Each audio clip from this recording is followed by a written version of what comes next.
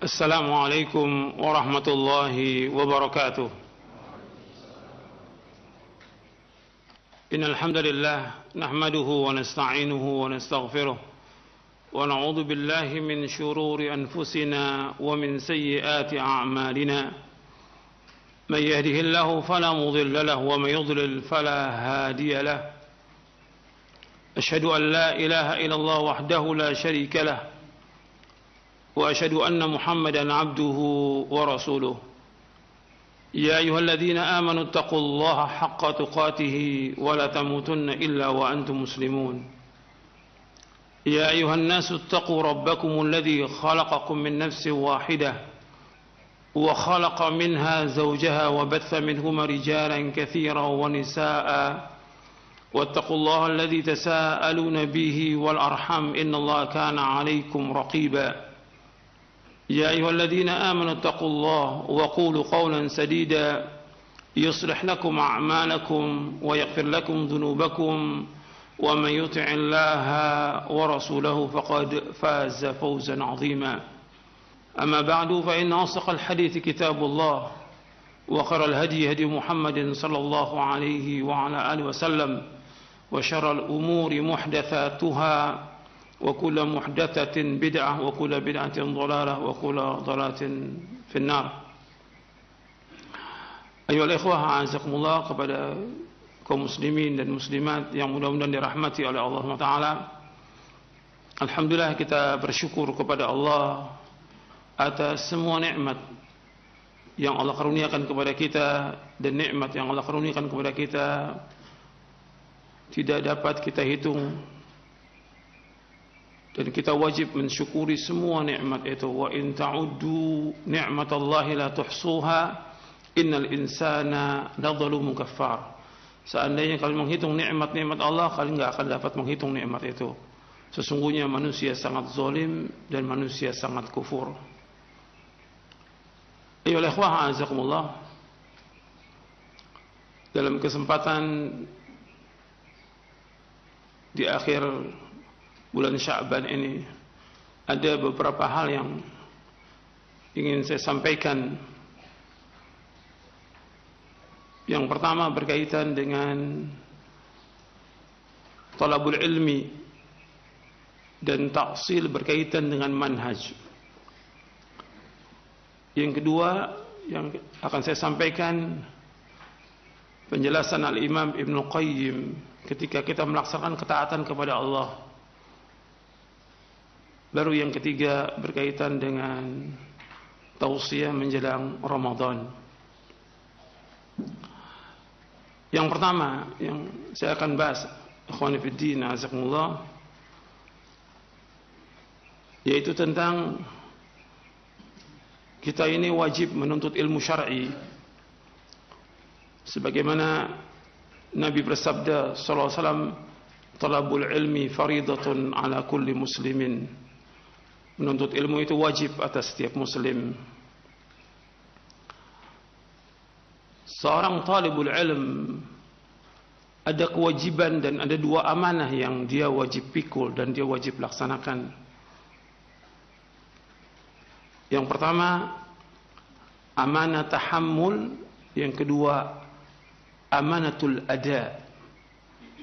Seorang talibul ilm ada dua amanah yang wajib dia laksanakan. Yang pertama, amanah at-tahammul. Yang kedua, amanah al-ada. Amanah at-tahammul artinya kewajiban dia untuk terus talabul ilmi. Tidak boleh dia berhenti untuk ilmu sampai dia diwafatkan oleh Allah Subhanahu wa taala. Ini kewajiban dia. Nuntut ilmu wajib terus dawam sampai kita wafat. Makanya dikatakan oleh Imam Ahmad, Imam Abdullah Ibn Mubarak dan yang lainnya, sampai kapan wahai imam nuntut ilmu? Ila an adkhulal qabra, sampai aku masuk ke liang kubur. Ini wajib. Jadi predikat kita, saya dan antum sama sebagai talibul ilm. Kalau sebagai talibul ilm nggak boleh berhenti. Apapun yang terjadi di muka bumi ini, nuntut ilmu tetap jalan. Sebagaimana para ulama terdahulu, mereka juga mengalami berbagai macam cobaan, ujian, musibah, penguasa yang zalim, peperangan dan yang lainnya. Tapi mereka tidak pernah berhenti untuk talabul ilmi. Itu yang harus ingat itu. Predikat kita sebagai talibul ilm harus terus menuntut ilmu. Nggak boleh berhenti. Karena ini merupakan ibadah. Dan ini merupakan jalan menuju surga. Wa man salaka tariqan yaltamisu fihi ilman sahalallahu bihi tariqan al jannah. Barang siapa yang berjalan untuk menuntut ilmu, maka Allah mudahkan jalannya ke surga. Jadi jangan pernah merasa bahwa saya sudah pernah menuntut ilmu. Sudah ngaji, sudah lulus dari pondok, sudah pernah sekolah di lembaga tertentu, sudah pernah keluar, tetap nggak cukup. Nuntut ilmu terus sampai kita diwafatkan oleh Allah Taala. Itu talibul ilm. Begitulah yang kita lihat para ulama salaf. Apapun yang terjadi, musibah yang terjadi, nggak pernah mereka berhenti talabul ilmi. Hatta ada wabah, talabul ilmi tetap. Meskipun mereka nggak datang, tetap talabul ilmi. Mereka baca kitab-kitab, mereka nulis dan segala macam. Nggak pernah berhenti sampai mereka diwafatkan oleh Allah. Yang ini harus terus. Semangat ini nggak boleh berhenti. Seorang talibul ilm. Kalau orang bekerja, usaha, dagang dan nggak pernah berhenti mereka, bahkan yang lebih daripada itu orang berbuat dosa dan maksiat, maka kita sebagai talibul ilm nggak boleh berhenti. Apapun yang terjadi, itu harus ingat itu. Dan harus semangat. Seorang talibul ilm harus semangat. Nggak boleh dia malas, nggak boleh dia lemah, nggak boleh futur. Nggak ada itu futur, nggak ada. Sebab Nabi bersabda sallallahu alaihi wasallam, ihris ala ma yanfa'uka wasta'in billah wa la ta'jaz. Berkemohon keraslah kepada apa yang bermanfaat bagi kamu. Minta tolong kepada Allah, jangan lemah. Ingat, jangan lemah, jangan malas, jangan futur. Harus semangat seorang talibul ilm. Enggak ada kajian, ya baca kitab, baca buku. Banyak buku yang bisa kita tamatkan. Tapi harus terus. Dan tetap harus ada bimbingan ustaz. Ini talabul ilmi. Dan talabul ilmi yang antum harus ingat, bagaimana talabul ilmi ini mendekatkan kita kepada Allah. Antum lihat para ulama selalu mengingatkan bahwa kita nuntut ilmu ini bagaimana supaya timbul rasa takut kita kepada Allah. Maka dikatakan oleh Imam Ahmad bin Hanbal rahimahullah, sebagaimana dinukil oleh Imam Ibn Rajab Al-Hambali dalam kitabnya Fadlu Ilmi Salaf, al-ilmu khasyatullah. Ilmu itu takut kepada Allah. Semakin kita nuntut ilmu, semakin takut kita untuk berbuat dosa dan maksiat kepada Allah. Itu ilmu. Sebagaimana dikatakan juga oleh Al-Imam Ibn Hazm rahimahullah, bahwa nuntut ilmu itu yang dapat mendekatkan dirimu kepada Allah. Artinya kita nuntut ilmu ini, bagaimana dengan nuntut ilmu tambah kita dekat kepada Allah, bukan tambah jauh, bukan tambah berbuat dosa, bukan tambah membangkang, bukan, tambah dekat kita kepada Allah, tambah taat kita kepada Allah Subhanahu wa taala, tambah takut kita kepada Allah. Ini perhatikan. Dan antum perlu ingat juga bahwa talabul ilmi ini yang ada kesungguhan, yang ada keseriusan. Gak ada nuntut ilmu itu dengan permainan, gak ada. Sekarang ini sudah dicampur aduk. Nuntut ilmu dengan permainan, apakah dengan main motor, dengan moge, dengan grup ini, grup ini. Kok jadi permainan agama ini? Dunia permainan, tapi agama bukan permainan.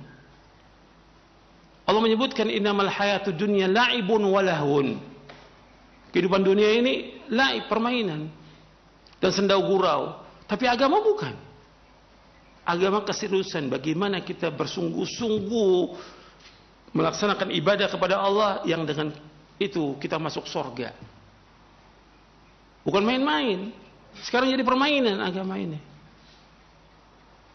Dianggap bahwa ini satu hal yang biasa. Orang punya sifat tuh niru. Gitu. Kalau udah ustadz yang lakukan ini, yang lain niru. Bikin lagi grup ini, bikin grup ini. Ini bukan agama. Agama keseriusan. Antum lihat para ulama salaf bagaimana? Apa ada seperti itu? Para ulama salaf. Agama dipakai permainan. Dengan jalan-jalan, dengan naik motor, dengan ini. Kasih ceramah sedikit. Kemudian main lagi. Ini permainan. Nggak akan bertemu.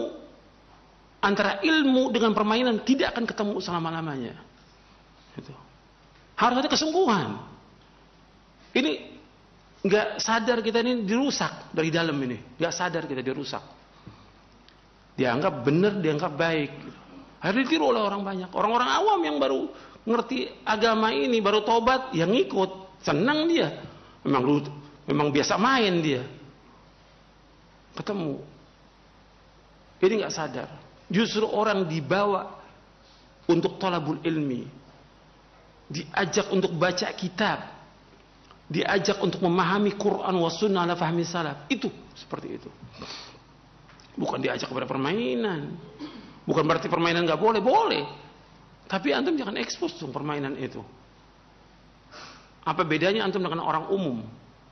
Gitu. Antum boleh main tapi jangan orang lain tahu. Kan jadi tiru oleh semua. Gitu. Antum sebagai guru, sebagai ustaz, sebagai thalib ilm, jadi contoh. Ketika antum berbuat kejelekan, antum akan dapat dosanya sampai hari kiamat nanti. Itu ingat itu. Ini agama. Agama keseriusan harus sungguh-sungguh kita belajar agama ini. Sampai kita paham tentang agama. Itu tentang at-tahammul. Kemudian amanah yang kedua, amanatul ada. Artinya kita harus berusaha bagaimana menyampaikan ilmu ini dengan apa yang kita sudah ketahui.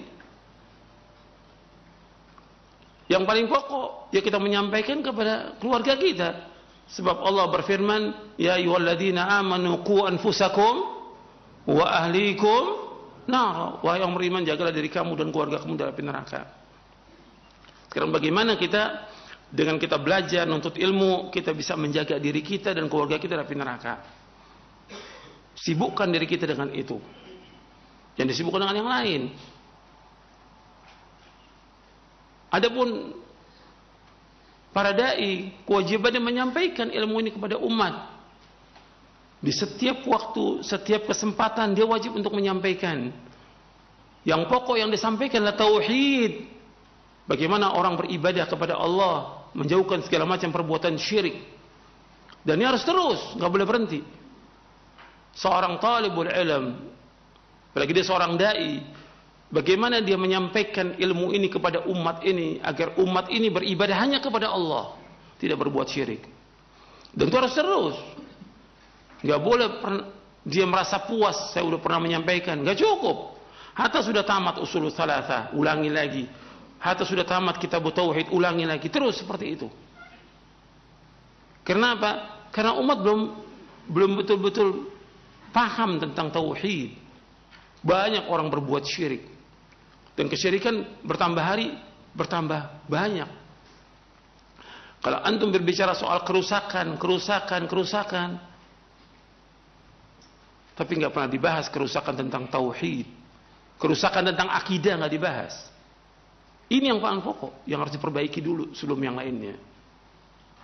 Makanya perhatikan, bagi seorang talibul ilm diperbaiki dirinya, istrinya, anaknya. Adapun para dai, dia wajib untuk menyampaikan ilmu. Apa yang sampaikan? Tauhid. Karena itulah para anbiya wa rusul menyampaikan tauhid. Ini amanah dan akan ditanya oleh Allah pada hari kiamat amanah ini. Antum belajar berapa tahun? Antum ngaji berapa tahun? Antum sudah sampaikan belum ilmu ini kepada umat ini? Akan ditanya oleh Allah. Jadi ini harus perhatikan, ini amanah yang akan ditanya Allah di hari kiamat nanti. Bahwa Allah akan tanya ketika orang berada di padang mahsyar, wa an ilmihi fima fa'ala, tentang ilmunya diamalkan atau tidak nanti. Di samping tentang umur dihabiskan untuk apa? Ilmunya diamalkan atau tidak.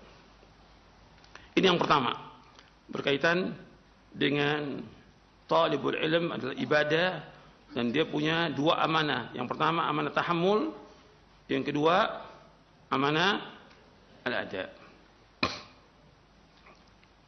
Kemudian yang kedua tadi sudah saya singgung yang pertama, bahwa kita nuntut ilmu agar kita takut kepada Allah. Kita nuntut ilmu agar mendekatkan diri kita kepada Allah. Kita nuntut ilmu bagaimana supaya hati kita ini bertambah baik, bertambah bersih.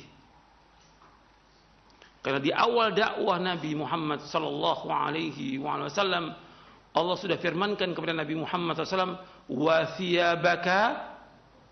thiyabaka fatahhir, bajumu kamu bersihkan. Kata para mufassirin tentang ayat ini, yang pertama makna dari wa thiyabaka fatahhir, artinya jiwamu kamu bersihkan dari segala macam perbuatan syirik. Yang kedua, amalmu kamu bersihkan dari kotoran-kotoran. Yang ketiga, bersihkan akhlakmu. Ini di awal dakwah Nabi Muhammad SAW. Baru makna yang keempat, yaitu bajumu kamu bersihkan. Orang kalau mau sholat dia harus bersih dari najis bajunya. Ada tafsir yang lain juga yang disebutkan oleh Imam Al-Baghawi dalam tafsirnya, kalimat wa thiyabaka fatahhir ay wa thiyabaka faqassir. Bagi laki-laki itu disuruh potong, nggak boleh dia lebih daripada mata kaki, nggak boleh, harus di atas mata kaki.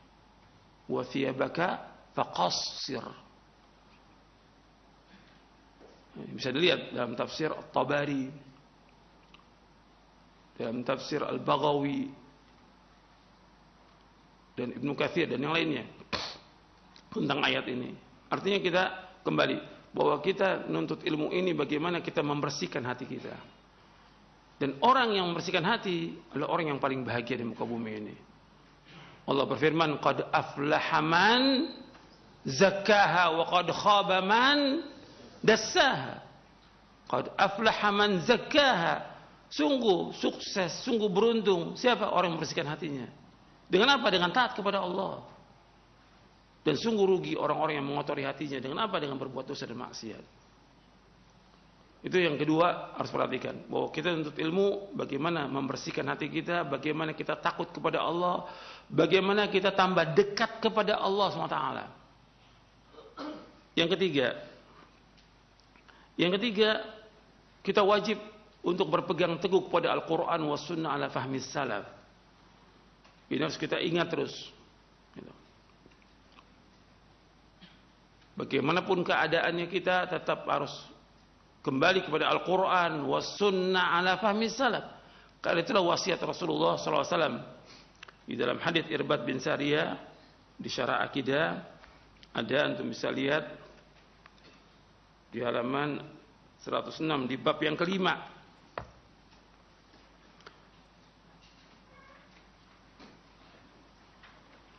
Nabi sudah mengingatkan kepada kita semuanya di wasiat dari Nabi Muhammad sallallahu alaihi wasallam. Nabi bersabda sallallahu alaihi wasallam, usikum bitaqwallah was-sam'i wat-tha'ah wa in 'abdan habashiyya fa innahu man ya'ish minkum ba'di fa yasara ikhtilafan katsira fa 'alaykum bi sunnati wa sunnatil khulafa'il mahdiyyin ar-rasyidin tamassaku biha wa 'addu 'alayha bin nawajidh wa iyyakum wa muhdatsatil umur fa inna kulla muhdatsatin bid'ah wa kulla bid'atin dhalalah.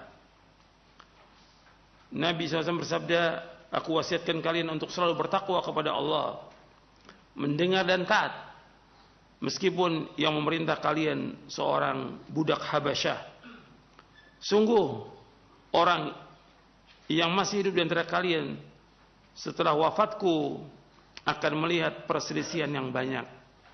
Maka hendaklah kalian berpegang pada sunnahku dan sunnah khulafaul mahdiyyin ar-rasyidin, para khalifah yang terpimpin dan lurus. Peganglah erat-erat dan gigitlah dengan gigi geram kalian, dan jauhkan diri kalian dari setiap perkara-perkara yang berbau agama, karena setiap yang baru adalah bid'ah dan setiap bid'ah adalah sesat. Di sini Nabi SAW memberikan wasiat yang pertama untuk selalu bertakwa kepada Allah. Ini wasiat yang paling baik adalah takwa kepada Allah Taala dengan melaksanakan perintahnya, menjauhkan larangannya. Yang kedua, Nabi berwasiat untuk selalu mendengar dan taat kepada ulil amri, meskipun dia seorang budak Habasyah. Yang ketiga, Nabi menyebutkan bahwa sesudah wafatnya beliau akan terjadi perpecahan, akan terjadi perselisihan di tengah-tengah umat Islam ini. Sebagaimana Nabi sudah sebutkan bahwa umat Islam ini akan berpecah menjadi berapa golongan? 73. Ala inna man qablakum min ahli kitabi iftaraqu ala 72 millah wa inna hadhihi millah sataftariqu ala 73. 72 fil nar wa wahidatun fil jannah wa hiya al jamaah. Kata Nabi SAW, ketahuilah sungguhnya orang-orang sebelum kamu dari ahlul kitab berpecah menjadi 72 golongan. Dan umat ini akan berpecah menjadi 73 golongan. 72 masuk neraka dan yang satu masuk surga, yaitu jamaah. Hadis ini sahih diriwayatkan oleh Imam Abu Daud, Ahmad, Al-Hakim, Ad-Darimi, Al-Ajurri dalam kitabnya Asy-Syari'ah, Al-Lalikai dalam kitab Syarah I'tiqad Ahlussunnah wal Jamaah. Dan hadis ini disahihkan oleh Syekh Al-Albani dalam silsilah ahadits as-sahihah. Dalam riwayat yang lain disebutkan kulluhum finnar illa millatan wahidah ma ana alaihi wa ashabi. Semua golongan tersebut tempat neraka kecuali satu, yaitu yang aku dan para sahabatku berjalan di atasnya. Ini hadis hasan riwayat Tirmidzi dan Hakim dari sahabat Abdullah bin Amr. Jadi umat Islam, Nabi sudah sebutkan akan terjadi perpecahan, perselisihan. Dan menjadi 73 golongan, kata Rasulullah SAW. 72 masuk neraka, 1 masuk surga. Kemudian setelah Nabi menyebutkan akan terjadi perpecahan, perselisihan, yang keempat Nabi memberikan solusi.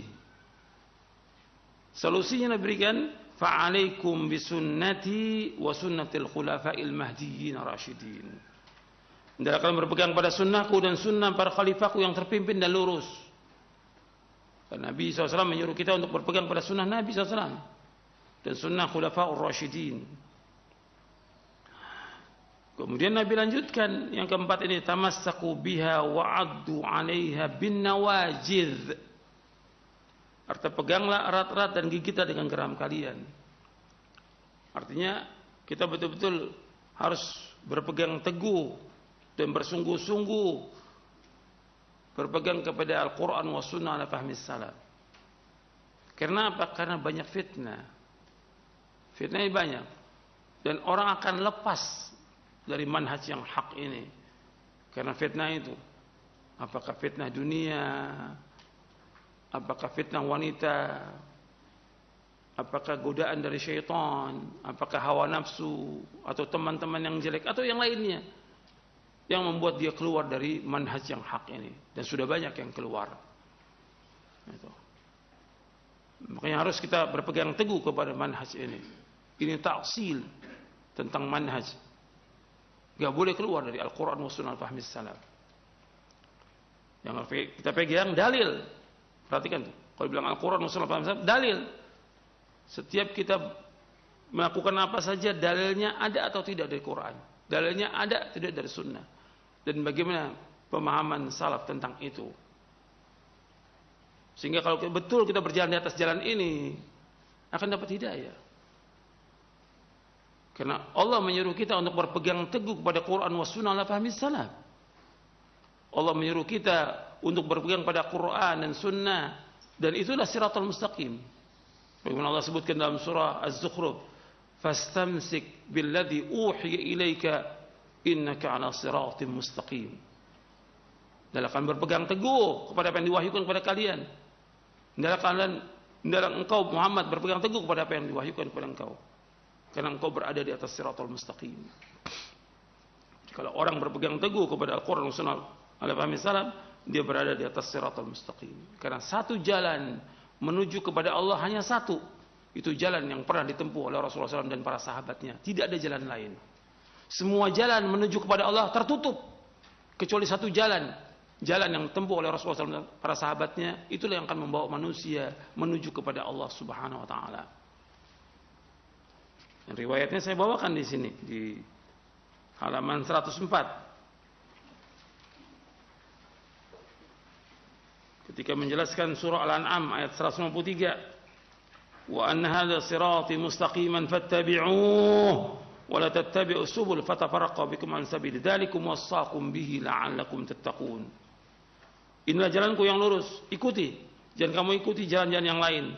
Niscaya kalian akan bercerai-berai dari jalan Allah. Demikianlah Allah wasiatkan kepada kalian agar kalian bertakwa kepada Allah. Jadi jalan satu. Dan Nabi menggaris di kanan kiri garis itu ada garis-garis yang pendek. Setiap garis, setiap kelompok itu mesti ada setan yang mengajak kepadanya. Yang mengatakan demikian Rasulullah SAW. Hadi subulun mutafarriqatun laisa minha sabilun illa alai syaitan yad'u ilaihi. Kata Nabi SAW, ini adalah jalan-jalan yang bercerai-berai, jalan yang sesat. Tidak satupun dari jalan-jalan ini kecuali dalamnya terdapat syaitan yang menyuruh kepadanya. Ini riwayatnya sahih riwayat Imam Ahmad, Ad-Darimi, Al-Hakim dan juga Al-Baghawi dalam Syarh Sunnah. Kemudian selanjutnya yang kelima dari hadis Irbad bin Sariyah ini, setelah yang pertama disuruh bertakwa kepada Allah, yang kedua mendengar dan taat kepada ulil amri, yang ketiga akan terjadi perpecahan di tengah-tengah umat Islam, yang keempat disuruh kita berpegang teguh pada Al-Quran wa Sunnah ala fahmi salaf. Yang kelima, Nabi ingatkan wa iyyakum wa muhdatsatil umur. Jauhkan diri kalian dari setiap perkara-perkara yang baru dalam agama ini. Berarti Nabi sudah ingatkan, jauhkan perkara yang baru dalam agama. Berarti kalau Nabi sudah menyebutkan seperti ini, tetap ada perkara-perkara yang baru yang dilakukan manusia, yang dimasukkan ke dalam agama, yang bukan dari agama. Nabi lanjutkan, fa inna kulla muhdatsatin bid'ah. Karena setiap yang baru dalam agama bid'ah. Setiap yang baru dalam agama itu bid'ah. Yang mengatakan setiap yang baru dalam agama bid'ah adalah Rasulullah sallallahu alaihi wasallam. Rasulullah mengatakan demikian, setiap yang baru dalam agama yang Nabi enggak contohkan adalah bid'ah. Kemudian Nabi lanjutkan lagi SAW, wa kullu bid'atin dhalalah, dan setiap bid'ah itulah sesat. Ini sabda Rasulullah SAW yang wajib kita berpegang teguh dengan sabda ini. Jangan dihilangkan hadis ini. Ini hadis ini mau dihilangkan oleh sebagian manusia. Apalagi hadis yang diriwayatkan oleh Imam An-Nasa'i dari sahabat Jabir bin Abdullah, kullu bid'atin dhalalah wa kullu dhalalatin finnar. Setiap bid'ah itu sesat, setiap kesesatan tempat neraka. Itu mau dihilangkan oleh orang. Sampai dikatakan jangan bawa masalah bid'ah. Lu yang pertama kali berbicara tentang setiap bid'ah itu sesat siapa? Siapa? Rasulullah SAW. Yang mengatakan setiap bid'ah sesat Rasulullah SAW. Setiap yang baru agama bid'ah dan setiap yang bid'ah sesat. Ini enggak disukai oleh siapa? Enggak disukai oleh siapa? Oleh iblis yang pertama kali. Yang kedua oleh tokoh-tokoh ahlul bid'ah. Sebab dikatakan oleh Imam Sufyan Ats-Tsauri rahimahullah, al-bid'atu ahabbu ila iblis minal ma'siyah, wal ma'siyatu yutabu minha, wal bid'atu la yutabu minha. Bahwa bid'ah itu lebih dicintai oleh iblis daripada maksiat. Kalau maksiat orang taubat, tahu dia dosa. Tapi kalau orang berbuat bid'ah, dia menganggap baik perbuatannya sehingga sulit dia untuk taubat kepada Allah. Ini taksil tentang manhaj yang harus kita pegang. Jadi kita berjalan di atas jalan ini. Al-Quran was sunnah ala fahmi salaf. Pegang erat-erat. Dan Abdullah bin Mas'ud radhiyallahu mengatakan, ittabi'u wa la tabtadi'u faqad kufitum wa kullu bid'atin dhalalah. Hendaklah mengikuti, jangan kalian berbuat bid'ah. Sungguh kalian telah dicukupi dengan Islam ini, dan setiap bid'ah adalah sesat. Itu. Ini diriwayatkan oleh Imam Darimi dan Al-Aliki dalam Syarah Ushul I'tiqad Ahlussunnah wal Jamaah. Dan kita ingat bahwa ketika kita berpegang teguh pada Al-Quran was sunnah ala fahmi salaf ini, ya masih ditolak oleh manusia. Ditolak. Enggak ada masalah. Inilah dakwah. Bukan dakwah itu harus diterima, tidak. Dakwah disampaikan, ada yang menerima, ada yang tidak terima. Ada yang dapat hidayah, ada yang sesat. Seperti itulah yang didakwakan oleh para anbiya wa rasul alaihi wasallam. Kalau dakwah ini ditolak, dicela, diejek, difitnah, enggak ada masalah. Itu merupakan sunnatullah, enggak akan berubah. Walan tajida li sunnati tabdila, enggak akan berubah. Jadi enggak usah takut kita.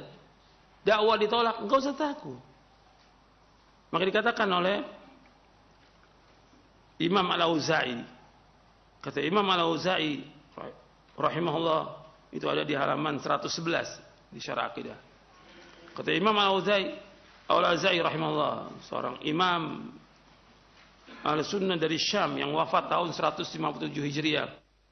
Kata beliau, "Alaika bi athari man salaf wa in rafadaka an-nas wa iyyaka wa ara' ar-rijal wa in zakhrafu laka bil qaul."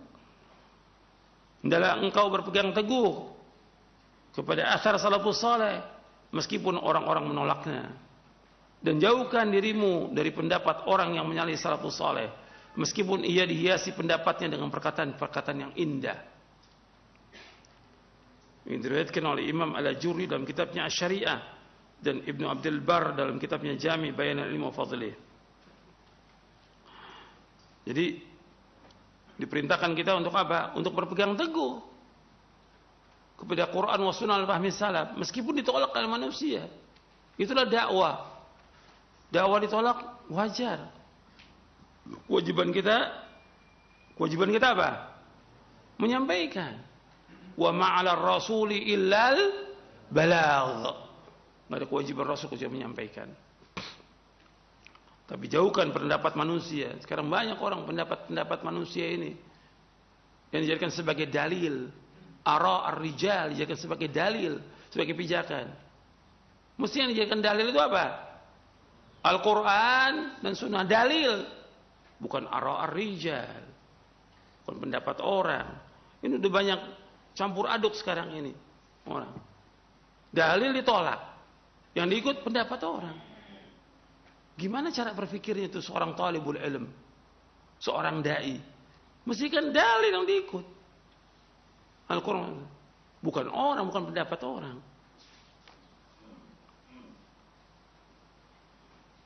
Dan ketika kita berjalan di atas jalan ini, yang mengikut kita sedikit, gak ada masalah. Kata Imam Fudail bin Iyad rahimahullah, kata beliau, ittabi' turuqal huda wa la yadurruka qillatus salikin wa iyyaka wa turuqad dhalalah wa la taghtar bi kathratil halikin. Ittabi' turuqal huda, ikutilah jalan-jalan petunjuk, ikuti jalan-jalan sunnah. Wa la yadurruka qillatus salikin, dan tidak membahayakanmu sedikitnya orang-orang yang menempuh jalan tersebut.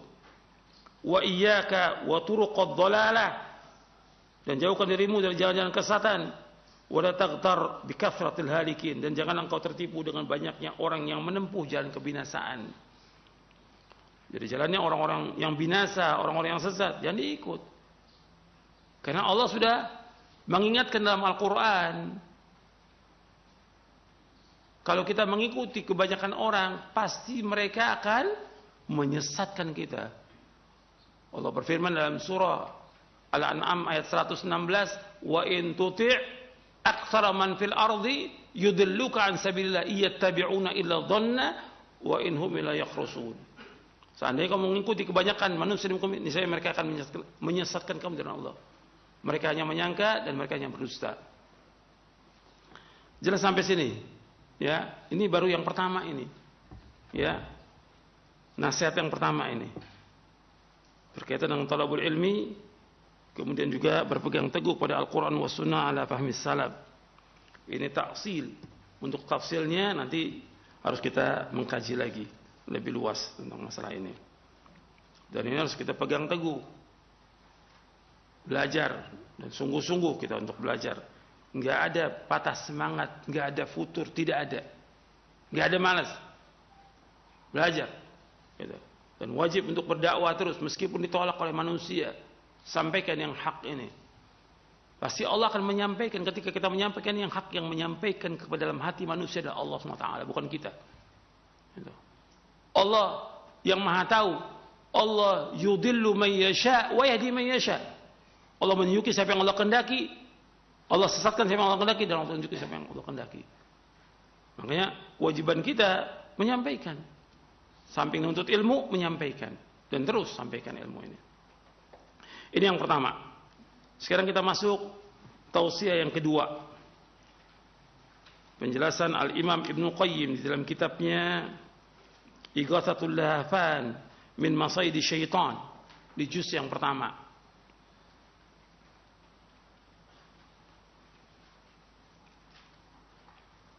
Imam Ibnu Qayyim berkata rahimahullah, kata beliau, wa haqqullahi ta'ala fi at-ta'ati sittatu umur. Wa haqqullahi ta'ala fi at-ta'ati sittatu umur. Wa hiya al-ikhlasu fil 'amal. والنصيحة لله فيه ومتابعة الرسول صلى الله عليه وسلم وشهود مشهد الإحسان فيه وشهود منة الله عليه فيه وشهود تقصيره فيه بعد ذلك كله. Kata Imam Ibnu Qayyim rahimahullah, haqqullah ta'ala fi sittatu umur. Hak Allah dalam kita melaksanakan ketaatan itu ada 6 perkara. Hak Allah dalam kita melaksanakan ketaatan kepada Allah ada 6 perkara. Wahia yang pertama, al-ikhlasu fil amal. Ikhlas dalam kita beramal. Itu yang pertama, ikhlas. Yang kedua, an-nasihatu lillahi fi. Itu nasihat karena Allah padanya. Artinya ikhlas dan jujur di sini. Ikhlas dan jujur. Yang ketiga, wa mutaba'atur Rasulullah SAW. Itu ittiba, mengikuti Rasulullah sallallahu alaihi wasallam.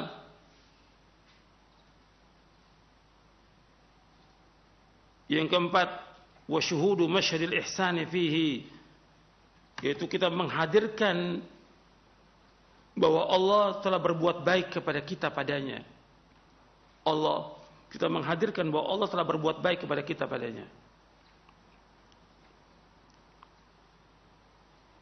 Yang kelima, wa syuhudu minnatillahi alaihi fihi.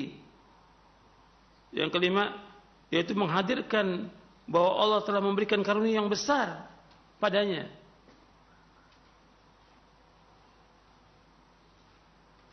Yang keenam, wa syuhudu taqsirihi fihi ba'da dzalika kulli. Yang keenam, kita menghadirkan bahwa kita ini adalah orang-orang yang lalai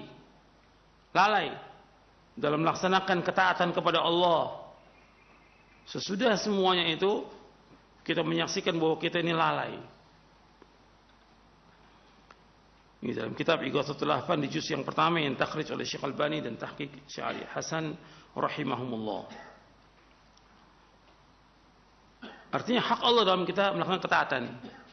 Apakah itu sholat, apakah itu puasa, apakah itu haji atau yang lainnya. Yang pertama yang harus kita perhatikan, ikhlas.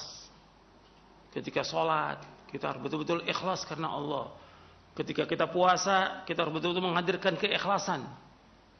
Bahwa kita melakukan ini semuanya karena Allah. Bukan karena manusia, bukan karena riya. Bukan karena ingin dipuji atau disanjung oleh manusia, bukan. Qul inna salati wa nusuki wa mahyaya wa mamati lillahi rabbil alamin la syarika lahu wa bidzalika umirtu wa ana awwalul muslimin. Sungguhnya salatku, ibadahku, sembelihanku, hidupku dan matiku karena Allah Rabbul Alamin. Enggak ada sekutu bagi Allah, diberikan aku perintah dan aku yang pertama Islam. Yang kedua, nasihat lillah. Artinya betul-betul kita ikhlas dan jujur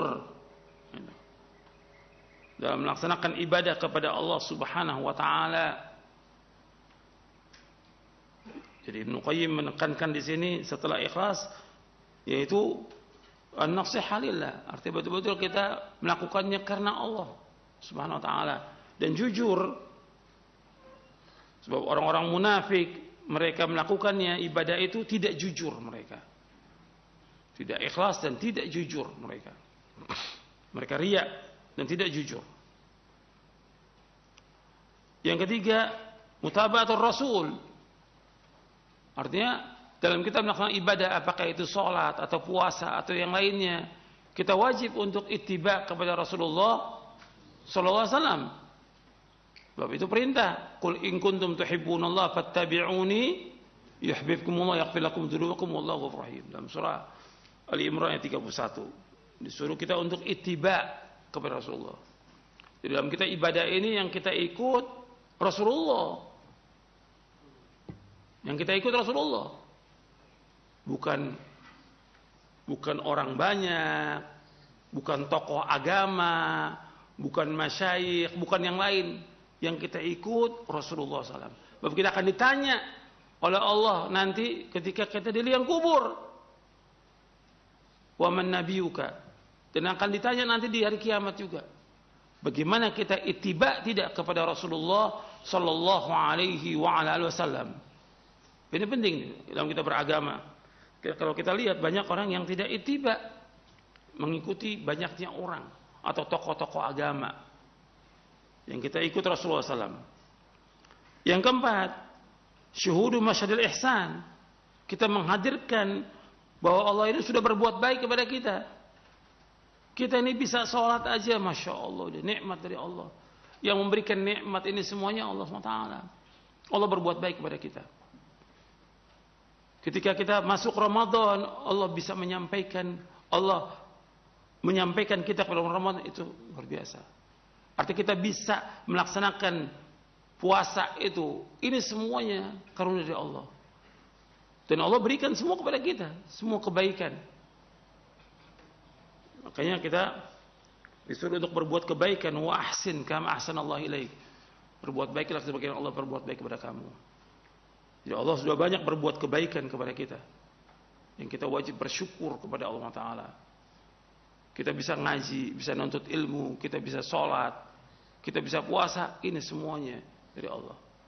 Ditekankan lagi oleh Ibnu Qayyim yang kelima, syuhuru minnatillahi alaihi fihi, menghadirkan bahwa ini semuanya karunia Allah, pemberian Allah semuanya ini. Bahwa kita ini nggak punya apa-apa, kita lahir nggak bawa apa-apa, tapi Allah yang berikan semuanya. Kita bisa melaksanakan ibadah, kita bisa sholat, kita bisa segala macam. Ini semua nikmat dari Allah. Nikmat dari Allah. Ini minnatullah yang wajib kita syukuri. Dan harus kita hadirkan semuanya ini. Bahwa kita mendapatkan nikmat dari Allah. Bukan karena kita, bukan karena kehebatan kita, bukan. Tapi semuanya murni dari Allah Ta'ala. Lahul fadl. Walahul syukur. Walahul hamd. Bagi Allah semua pujian, bagi Allah semua wajib kita bersyukur. Bagi Allah semua karunia. Jadi wajib kita menyaksikan karunia Allah kepada kita. Bahwa kita ini adalah orang yang paling banyak diberikan nikmat oleh Allah. Antum ingat tuh ketika antum berdiri sholat, antum adalah orang yang paling banyak mendapatkan nikmat dari semua manusia yang ada. Sehingga apa? Kita bersyukur kepada Allah.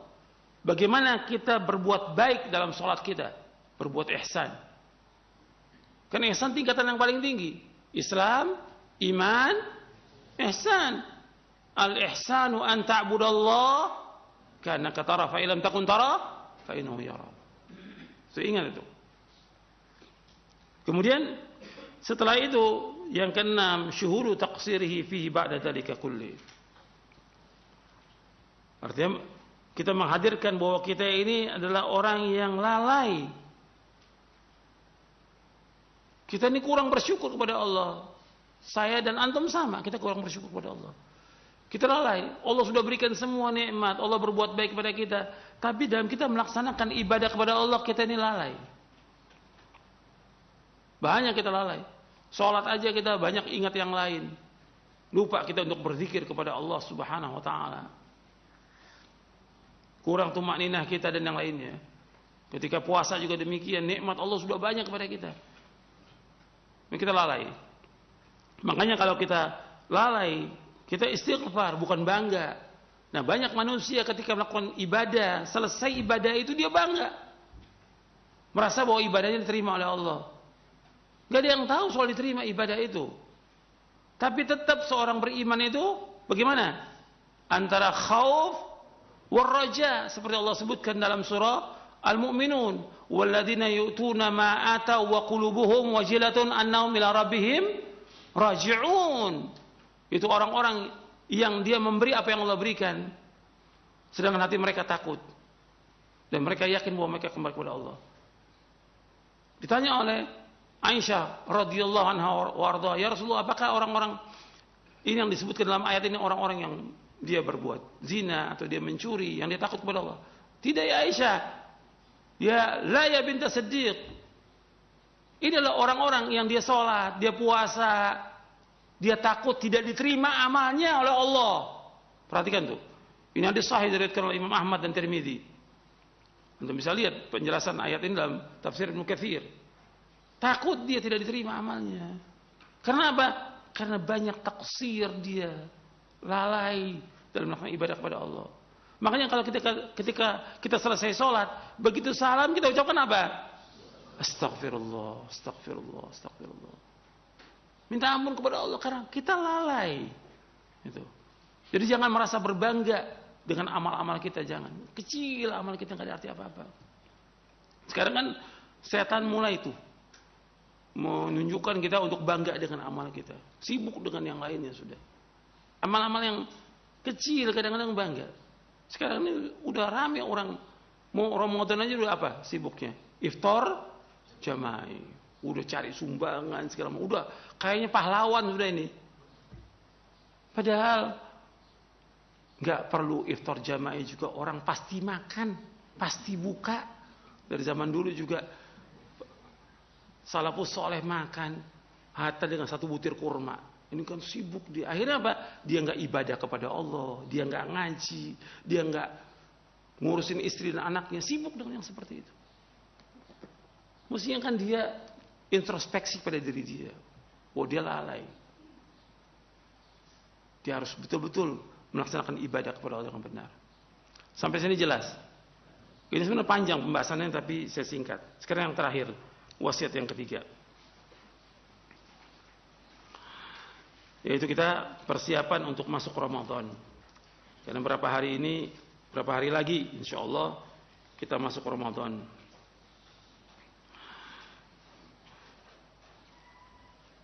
Dan ayatnya sudah jelas tentang wajibnya puasa Ramadan. Ya ayyuhalladzina amanu kutiba alaikumus-syamu kama kutiba alladzina min qablikum la'allakum tattaqun, dalam surah Al-Baqarah ayat 183. Wahai orang beriman, diwajibkan atas kamu berpuasa sebagaimana diwajibkan atas orang-orang sebelum kalian agar kalian bertakwa kepada Allah. Nabi SAW bersabda berkaitan dengan menyambut Ramadan ini. Nabi bersabda SAW, "Qad ja'akum Ramadan, syahrun mubarak, iftaradallahu alaikum siyamahu, tuftahu fihi abwabul jannah, wa yughlaqu fihi abwabul jahim. وتغل فيه شياطين فيه ليلة خير من ألف شهر من حرم خيرها فقد حرم." Kata Nabi SAW, telah datang kepada kalian Ramadan, bulan yang diberkahi oleh Allah Ta'ala. Allah mewajibkan kepada kalian puasa, dibuka padanya pintu-pintu sorga, ditutup padanya pintu-pintu neraka. dibelenggu padanya syaitan, dan padanya satu malam yang lebih baik daripada 1000 bulan. Barang siapa yang tercegah kebaikannya, maka dia akan tercegah.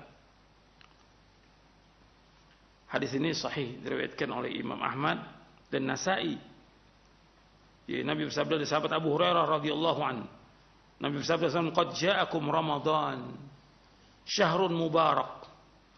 Iftaradallahu 'alaikum siyamahu, tuftahu fihi abwabul jannah, wa yughlaqu fihi abwabul jahim, wa tughallu fihi syayatin. Fihi lailatun khairun min alfi syahr.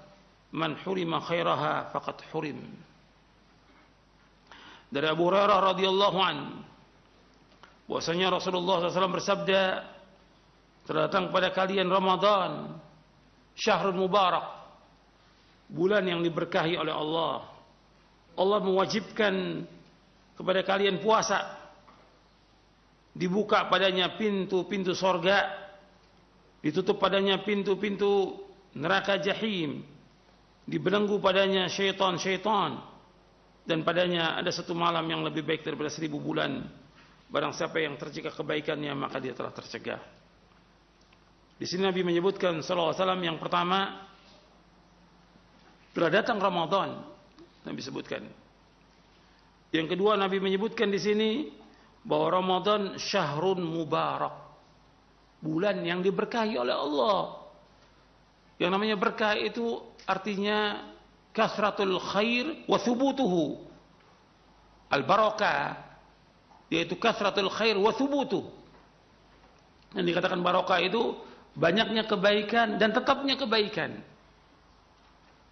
Dan kebaikan di bulan Ramadan luar biasa. Banyak sekali kebaikannya.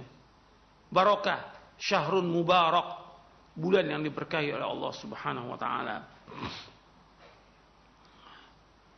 Dan kebaikan di bulan itu luar biasa. Dan untuk bisa lihat semua kebaikan yang ada di bulan Ramadan. Yang ketiga, Allah wajibkan padanya puasa, sebagaimana disebutkan dalam surah Al-Baqarah ayat 183. Yang keempat, dibuka padanya pintu-pintu sorga, dibuka. Artinya nikmat dan rahmat Allah yang luar biasa, dibuka pintu sorga. Agar apa? Agar kita berlomba-lomba melakukan amal-amal soleh, yang dengan itu memasukkan kita ke dalam sorga. Dibuka pintu sorga itu. Maka berlomba-lomba kita, bersegera melakukan amal saleh. Yang kelima, wa yughlaqu fihi abwabul jahim, ditutup pintu-pintu neraka jahanam. Ditutup. Maka ini juga nikmat dari Allah, agar manusia menjauhkan perbuatan dosa dan maksiat. Yang keenam, dibelenggu syaitan. Dalam riwayat yang lain disebutkan, idza kana awal layatin min syahr Ramadan sufidati syayatin wa maratul jin. Apabila masuk pertama kali malam bulan Ramadan, pertama kali dibelenggu setan-setan dan juga jin-jin yang jahat dibelenggu. Kemudian yang ketujuh, padanya ada malam yang lebih baik daripada 1000 bulan. Malam apa? Lailatul Qadar. Khairu min alfi syahr. Lailatul Qadar khairu min alfi syahr. Yang kedelapan, barang siapa yang tercegah dari kebaikannya, maka dia akan tercegah. Maka rugi kalau ada orang yang masuk Ramadan dalam keadaan tidak diampuni dosanya oleh Allah Ta'ala. Rugi. Makanya kita harus berusaha bagaimana melaksanakan Ramadan ini dengan sungguh-sungguh dan ikhlas karena Allah. Dan asalnya, pokoknya, ia itu iman. Nabi bersabda, man shama ramadhana imanan wahtisaban ghufira lahu ma taqaddama min dhanbi. Barang siapa yang puasa Ramadan karena iman dan mengharapkan pahala dari Allah, akan diampunkan dosa-dosa yang lalu. Hadis ini sahih diriwayatkan Imam Bukhari dan Muslim dari sahabat Abu Hurairah radhiyallahu anhu. Kemudian ikhwan fillah azakumullah, di antara persiapan kita untuk masuk Ramadan Ya kita harus tetap berusaha bagaimana menjauhkan perbuatan syirik, bid'ah, maksiat dan yang lainnya. Cuma menjelang Ramadan ini nggak ada istilah maaf-maafan, nggak ada ya. Saling kunjungan, maaf-maafan nggak ada. Dan biasa kita ini kalau udah mau Ramadan makan-makan. Kayaknya kita nggak pernah makan seumur hidup ini. Jadi makan, nggak ada yang seperti ini. Seolah-olah kita nggak bakal makan lagi sudah. Jadi kalau kita lihat Ramadan ini ya bulan makan-makan akhirnya. Diawali dengan makan-makan. Ini nggak ada seperti ini. Dan sibuk orang untuk cari makan. Padahal setiap hari dia makan. Kemudian juga tidak ada pengkhususan ziarah kubur, nggak ada.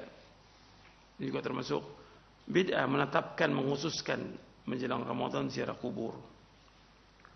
Dan yang lainnya lagi tidak ada ya pesta kembang api, petasan, beduk, pawai dan enggak ada dalam Islam itu. Tidak. Jadi apa yang kita persiapkan? Yang pertama kali persiapan kita taubat kepada Allah atas semua dosa. Taubat.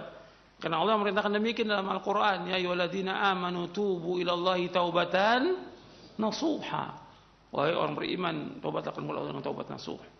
Allah juga berfirman, "Wa tubu ilallahi jami'an ayyuhal mu'minuna la'allakum tuflihun." Bertaubatlah kalian wahai yang beriman semuanya agar kalian menjadi orang-orang yang sukses, yang bahagia. Yang kedua, yang harus kita ingat bahwa Ramadan ini syahrul Quran. Syahrul Ramadan alladzi unzila fihil Quran. Bulan Ramadan diturunkan padanya Al-Quran. Hudal linnas wa bayyinatin minal huda wal furqan. Makanya sibukkan kita dengan membaca Al-Quran. Para ulama salaf itu kalau sudah Ramadan sibuk dengan baca Al-Quran. Sibuk dengan Quran. Kalau bulan-bulan yang lalu saya pernah menjelaskan kepada antum bahwa minimal kita baca satu hari itu 1 juz. Berarti sebulan kita khatam. Itu untuk bulan yang lalu, berapa bulan yang lalu saya sampaikan. Untuk bulan Sya'ban ya 2 juz kita baca Sya'ban. Berarti 15 hari dah khatam kita. Untuk Ramadan ya sehari minimal 3 juz kita baca. Dan waktu kita ada, tinggal kita atur waktu. Pagi, siang, sore, malam, tinggal atur waktu. Harus kita membaca Al-Quran. Karena Allah memerintahkan baca Al-Quran. Dan Nabi SAW juga memerintahkan untuk baca Al-Quran.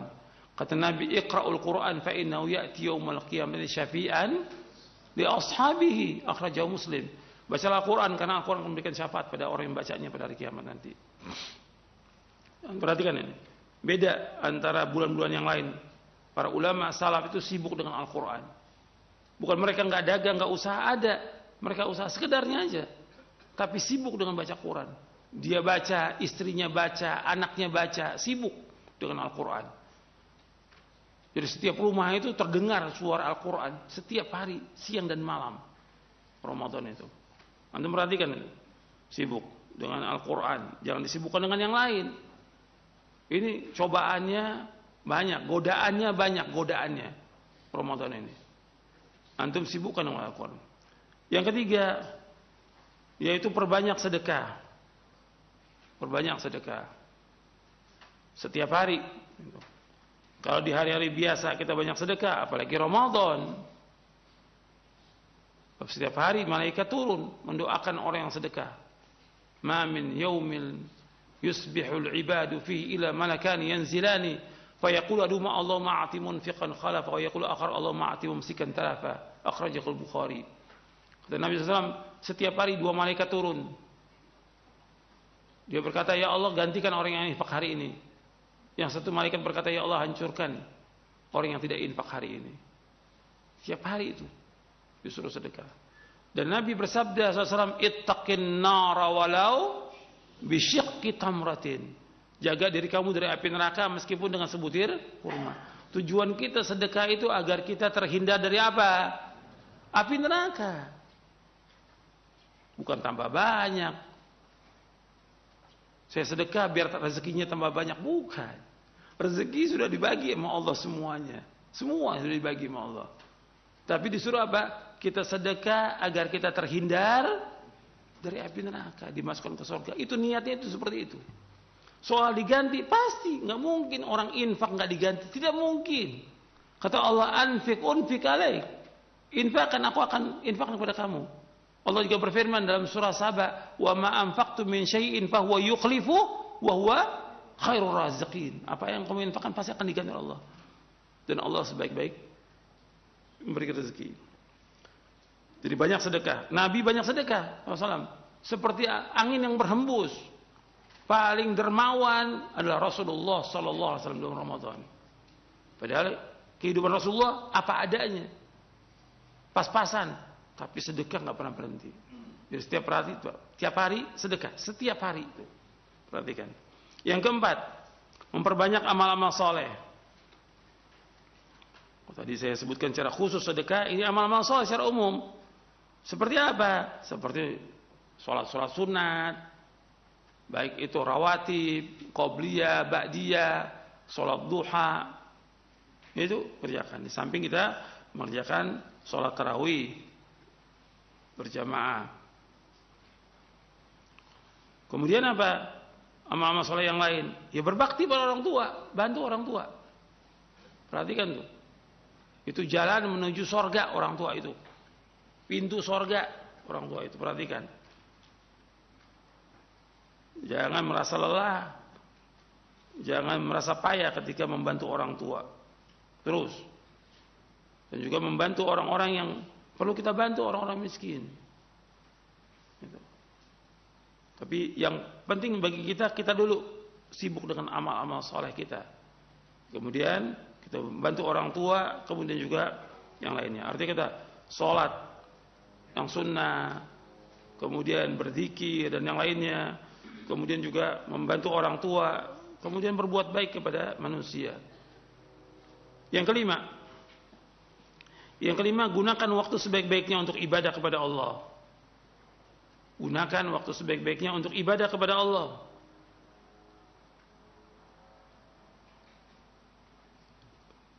Ini bulan-bulan ibadah. Sibukkan dengan ibadah kepada Allah. Ya seperti zikir, berdoa, baca Al-Quran, dan yang lainnya. Dan di sini seperti yang tadi saya sebutkan perkataan Ibnu Qayyim, harus kita ingat musyahadatu minnatillah. Kita menghadirkan bahwa ini semua nikmat dari Allah, karunia Allah. Kita bisa baca Quran, kita bisa berzikir, kita bisa baca buku, kita bisa melakukan ibadah, semua nikmat dari Allah. Hadirkan tuh semua nikmat Allah. Kita nggak punya apa-apa datang ke muka bumi ini. Allah berikan semuanya.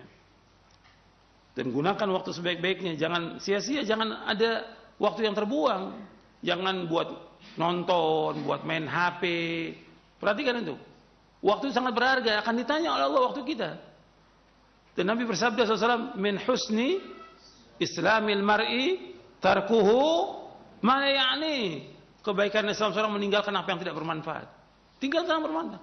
Apakah omongan, apakah permainan, apakah perbuatan, atau main HP yang gak ada manfaatnya, nonton atau yang lainnya. Justru ini waktunya ibadah, sibukkan dengan ibadah kepada Allah Ta'ala. Jangan sampai kita rugi. Waktu ini modal kita. Waktu termasuk usulun ni'am. Pokoknya nikmat. Jangan dibuang dengan sia-sia. Akan ditanya Allah di hari kiamat nanti. Ya, semua tinggalkan yang enggak bermanfaat, yang sia-sia tinggalkan. Kemudian yang keenam, yang kita harus ingat bahwa tujuan kita puasa, Allah sebutkan apa? Agar apa? Taqwa. Ya ayyuhalladzina amanu kutiba alaikumus shiyamu kama kutiba alladzina min qablikum la'allakum tattaqun. Agar kita bertakwa kepada Allah. Tujuan kita agar kita bertakwa kepada Allah. Kemudian yang terakhir, bahwa kita selalu memohon kepada Allah agar amal-amal kita diterima oleh Allah. Maka anda perhatikan di tengah-tengah ayat puasa Allah sebutkan tentang doa. Maka di antara doa-doa kita, doa agar amal kita diterima oleh Allah. Terus itu. Jadi jangan merasa berbangga dengan amal kita, tapi doa kepada Allah. Itu diantara yang perlu saya sampaikan. Mudah-mudahan bermanfaat untuk saya dan untuk antum sekalian. Yang penting bagaimana kita mengamalkannya sesuai dengan sunnah Nabi Sallallahu Alaihi Wasallam, dan mohon kepada Allah agar kita dimudahkan untuk masuk ke bulan Ramadan dan melaksanakannya dengan sebaik-baiknya, yang lebih baik daripada tahun-tahun yang lalu. Wassallallahu Nabi Muhammadin sallallahu alaihi wasallam wa akhiru da'wana alhamdulillahirabbil alamin. Baik, syukran jazakallahu khairan, barakallahu fiik kepada Ustaz yang sudah memberikan nasihat-nasihat yang sangat bermanfaat sekali. Yang mudah-mudahan ini menjadi ilmu yang bermanfaat bagi kita semua dan Allah mudahkan untuk mengamalkannya. Baik, untuk selanjutnya kami buka sesi interaktif, sesi soal jawab bagi Anda para pemerhati roja yang semoga Allah rahmati dan muliakan dimanapun Anda berada. Bagi Anda yang ingin bertanya, silahkan Anda bisa mengirimkan pertanyaan di nomor layanan pesan singkat di 0819896543, atau Anda bisa menghubungi kami di layanan telepon di 0218236543. Baik, kesempatan pertama kami ajukan terlebih dahulu pertanyaan di layanan pesan singkat. Ada pertanyaan dari seorang mahasiswa yang berada di Sulawesi Selatan. Assalamualaikum warahmatullahi wabarakatuh. Ya Ustaz, saya pernah mendengarkan ceramah Ustadz mengenai menuntut ilmu agama. Kata beliau, kita tidak boleh sembarangan menuntut ilmu, harus kita perhatikan manhaj dan akidah orang tersebut. Bagaimana dengan hal ini Ustaz? Saya sedang dalam menuntut ilmu. Di tempat saya tidak mengetahui dan saya pun ragu apakah tempat ini sesuai dengan Al-Quran dan Sunnah atau tidak. Dan bagaimanakah kiat caranya agar saya tidak tergelincir kepada kajian-kajian di tempat saya yang tidak sesuai dengan sunnah? Mohon nasihatnya Ustaz.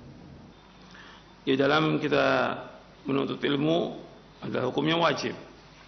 Cuma kita harus lihat dulu orang yang kita belajar apakah benar tentang akidahnya. Yang paling pokok itu akidahnya. Kemudian manhajnya benar atau tidak. Kalau kita tahu bahwa dia yang diajarkan oleh dia adalah Quran, As-Sunnah, ala fahmi salaf, dan buku-bukunya jelas, yang antum belajar. Tapi kalau tidak jelas, ya hati-hati kita. Sebab kita wajib untuk berhati-hati dalam kita menuntut ilmu syar'i ini. Karena bukan mustahil orang itu bisa sesat. Tapi kalau diajarkan jelas tentang akidah salaf, mana salaf, ya antum belajar. Dan sekarang ini alhamdulillah Allah sudah mudahkan semuanya. Artinya dengan media sosial yang ada ini antum bisa cari kan. Seperti antum belajar dari radio atau TV Roja. Karena ada ceramah-ceramah yang bahas tentang tauhid. Ya, antum belajar di situ. Sementara cukupkan itu dulu. Adapun daerah antum belum ada ustadz, ya sabar, karena kita nggak tahu apakah ustadz itu benar di atas manhaj yang hak atau tidak. Antum belajar dulu sambil antum bertanya, kan antum seperti sekarang bisa tanya nanti ke Roja gimana, kan ustadz itu sekarang udah tahu di mana aja, bagaimana tamatan mana dan bagaimana akidah mana, bisa tahu sekarang ini. Juga antum baca buku-buku. Karena ada buku syarah akidah, antum baca, tamatkan tuh buku syarah akidah. Mulia dengan masalah, menuntut ilmu jalan menuju surga, baca, tamatkan, sehingga kita tahu tentang ilmu itu. Itu sementara jawaban saya. Mungkin nanti bisa tanya lagi kepada yang lain. Nah, baik, syukran jazakallahu khair atas jawaban Ustaz. Demikian untuk penanya yang berada di Sulawesi Selatan. Yang kedua kami ajukan kembali dua pertanyaan senada di layanan pesan singkat. Assalamualaikum warahmatullahi wabarakatuh. Ya Ustaz, apakah sama pahala orang yang membaca Al-Quran dengan memahami artinya dan yang tidak memahami artinya? Dan saya yang kurang lancar membaca Al-Quran, bolehkah saya membaca Al-Quran dengan huruf Latinnya, Ustadz? Mohon jawaban dan nasihatnya. Disuruh kita untuk baca Al-Quran, dan orang yang baca Al-Quran dapat pahala. Karena Nabi menyebutkan SAW tentang baca Al-Quran bahwa alif lam mim itu 3 huruf. Alif lam mim itu 30 ganjaran. Man qara'a harfan min al-Quran falahu bihi hasanah wal hasanatu bi asyri amsalha. La aqul alif lam harf walakin alif lam mim harf. Artinya 3 huruf itu 30 ganjaran. Orang yang sulit baca Al-Quran juga ganjarannya besar. Makanya tetap dia harus membaca. Jadi orang yang mahir itu bersama para malaikat. Adapun orang yang sulit dia baca Al-Quran, dia dapat ganjaran. Lahu ajran, kata Nabi. Walladzi yutata'u fihi falahu ajran. Barang siapa yang bacanya dengan susah payah, dapat 2 ganjaran dia. Tetap harus dibaca Al-Quran itu. Dan bacanya bahasa Arabnya, bukan Latin. Allah turunkan Al-Quran dengan bahasa Arab, bukan dengan bahasa Latin. Yang dibaca bahasa Arabnya, dan mudah. Tidak ada bacaan semudah Al-Quran, gak ada. Walaqad yassarnal Qur'ana lidzikri fahal min mudzakir. Dan sungguh kami telah mudahkan Al-Quran. Maka ada nggak orang yang mau ingat? Paling mudah Al-Quran sudah. Dibaca oleh seluruh jutaan manusia. Dihafal oleh jutaan manusia. Paling mudah Al-Quran. Ya jangan bilang sulit. Antum usaha baca, insya Allah akan bisa. Yang lain silakan. Nah, baik, syukran jazakallahu khair atas jawaban Ustaz. Demikian untuk yang bertanya. Dan selanjutnya yang ketiga kami ajukan kembali di layanan pesan singkat. Ada pertanyaan, ya Ustadz, bagaimana panutan para salaf terdahulu ketika dakwah mereka mendapatkan ujian? Apakah ada penurunan tensi dakwah dari para ulama pada masa itu? Dan adakah kata-kata syar'i yang sedang banyak dibicarakan diganti sementara waktu terlebih dahulu? Tujuannya agar dakwah tidak semakin dibenci kala itu. Mohon jawaban dan nasihatnya. Seperti tadi sudah saya sampaikan, bahwa dakwah ini pasti ada tantangan, nggak mungkin enggak. Pasti. Allah menyebutkan, wa kadzalika ja'alna likulli nabiyyin aduwan minal mujrimin wa kafa bi rabbika hadiyan wa nasira. Kami jadikan setiap nabi itu ada musuhnya dari orang-orang mujrimin, tapi Allah cukup sebagai pemberi petunjuk dan sebagai penolong. Petunjuk, penolong, 2 itu. Pasti akan ditolong dakwah ini. Dakwah ini mumtahan wa mansur, kata Ibnu Qayyim rahimahullah. Dakwah ini pasti diuji sama Allah. Dicela, dicaci, dimaki, difitnah. Pasti, nggak mungkin tidak. Tapi dakwah ini pasti ditolong oleh Allah, pasti. Dan Allah pasti akan menolong dakwah ini, pasti. Allah berjanji dalam Al-Quran, nggak mungkin Allah menyalahi janjinya. Wa kana haqqan alaina nasrul mu'minin. Dan wajib atas kami, kata Allah, untuk menolong kaum mukminin. Dan Allah mengatakan juga, inna la nansuru rusulana walladzina amanu fil hayatid dunya wa yauma yaqumul ashhad. Kami akan tolong orang-orang yang beriman dan rasul-rasul kami. Kami akan tolong Rasul kami yang beriman di dunia dan nanti di akhirat. Dakwah pasti tolong. Antum lihat perjalanan dakwah para anbiya wa rusul, dapat ujian. Tapi enggak dirubah itu. Kalimatnya tetap dakwah tauhid, tidak boleh berbuat syirik, jangan mengikuti nenek moyang, tetap itu enggak berubah. Semua nabi dan semua rasul enggak berubah. Jangan dirubah. Seperti Nabi SAW menyebutkan kullu bid'atin dhalalah wa qudratan finnar. Nabi yang bersabda SAW jangan dirubah. Ini hadis Nabi. Kenapa harus takut? Kenapa harus takut? Dakwah pasti ada musuhnya, pasti. Itu nas Al-Quran.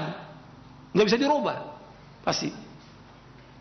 Dan mereka mengadakan makar untuk menghancurkan dakwah ini. Tapi Allah menyebutkan bagaimana? Yuriduna liyutfi'u Nurullah biafwahihim wallahu mutimmu nurihi walau karihal kafirun. Mereka berusaha dengan mulut mereka itu untuk memadamkan cahaya agama Allah. Allah akan sempurnakan agama ini, pasti. Itu harus yakin, orang beriman yakin. Nggak usah takut. Cobaan, ujian dalam dakwah pasti. Dan makar mereka nggak akan membahayakan kita, sama sekali nggak akan membahayakan. Allah sebutkan dalam surah Ali Imran, wa in tasbiru wa tattaqu la yadurrukum kaidum syai'a. Seandainya kalian sabar dan takwa kepada Allah, tipu daya mereka nggak akan bisa membahayakan kita. Mereka ngomong nggak pernah berhenti terus, sama aja seperti musuh-musuh dakwah dari zaman dulu, nggak pernah berhenti kan, mencela para anbiya, menghina, memfitnah, tapi dakwah tetap jalan, nggak berhenti. Tokoh-tokohnya ada dari zaman dulu, nggak pernah berhenti. Seperti ada sekarang ini, ada beberapa tokoh mengatakan ini Wahabi, Salafi, pintu gerbang teroris, kata mereka. Gak ada masalah. Lebih dari itu pun dia ngomong gak ada masalah. Wa in tasbiru wa tattaqu la yadurrukum kaidum syai'a. Seandainya kamu sabar, takwa kepada Allah, gak akan bahayakan. Ocehan mereka, tulisan mereka, rencana mereka. Kan kita Allah yang merencanakan semuanya. Apa semua rencana mereka pasti berarti? Tidak mungkin. Tidak mungkin. Allah pasti akan nolong kita, pasti. Wala tahinu wala tahzanu wa antumul a'launa in kuntum mu'minin. Jangan kamu merasa hina, jangan duka cita. Tetap apa? Allah akan tinggikan kalian jika kamu beriman. Harus ingat. Soal masalah kita sedih, sempit, cobaan, wajar. Kata Nabi SAW juga mendapatkan cobaan, ujian sempit. Nabi Allah mengatakan qad na'lamu innahu yadhiqu sadruka bima yaqulun. Kami tahu omongan mereka itu membuat dada kamu sempit. Tapi Allah suruh apa? Allah suruh apa? Fasabbih bihamdi rabbika wa kum minas sajin wa'bud rabbaka hatta ya'tikal yaqin. Disuruh apa? Disuruh banyak zikir, disuruh ibadah kepada Allah. Jangan sibukkan omongan orang yang sibukkan. Musuh-musuh ini yang nggak senang, nggak usah disibukkan, jangan dibicarakan. Dakwah jalan terus, nggak boleh berhenti sampai kita diwafatkan oleh Allah. Yang udah pasti bahwa dakwah ini pasti akan ditolong oleh Allah. Yakin pasti ditolong oleh Allah. Itu nas Al-Quran dan juga hadis Nabi yang sahih. Kita yakin dengan janji Allah. Jangan takut. Kalau antum dakwah takut, antum gak usah dakwah. Antum tidur aja atau mati. Jangan dakwah. Dakwah ini harus berjuang menegakkan agama ini. Karena itulah para anbiya wa rasul. Antum lihat dong kisahnya para anbiya wa rasul, bagaimana susahnya, dicela, dicaci, dimaki, dihina. Bagaimana para ulama salaf. Itulah dakwah. Itulah dakwah. Tapi kita harus berjalan dan terus minta tolong pada Allah. Bahwa kita nggak punya kekuatan apa-apa kecuali Allah yang tolong. Nggak mungkin kita bisa berjalan di atas jalan yang hak ini kecuali pertolongan Allah. Dan dakwah ini nggak akan mungkin menang kecuali pertolongan Allah. Makanya para ulama salaf itu terus diintrospeksi pada dosa-dosanya, ingat takut kepada Allah. Terus mereka thalabul ilmi, nggak berhenti, dakwah jalan terus, mohon kepada Allah. Itulah Islam. Enggak seperti sekarang pada takut. Kita robah aja dah. Jangan ngomong bid'ah lagi. Lalu ngomong apa lagi dong kita? Ganti yang lain. Antum mau ganti hadis Nabi dengan yang lain. Ini udah penyelewengan, penyimpangan dalam masalah manhaj ini. Makanya kalau kita berpegang teguh, insya Allah Allah akan tolong kita. Pasti Allah akan tolong. Tapi kita harus sabar. Sabarin terus dalam perjalanan dakwah. Allah pasti akan tolong. Gak mungkin Allah gak tolong dakwah kita, gak mungkin sudah. Pasti tolong. Tapi mengalami cobaan, ujian. Hatta Nabi Muhammad SAW kalah dalam perang Uhud. Sampai giginya ada yang gugur, luka parah di kepalanya. Itulah cobaan. Tapi kemudian menang kan. Terus yakin bahwa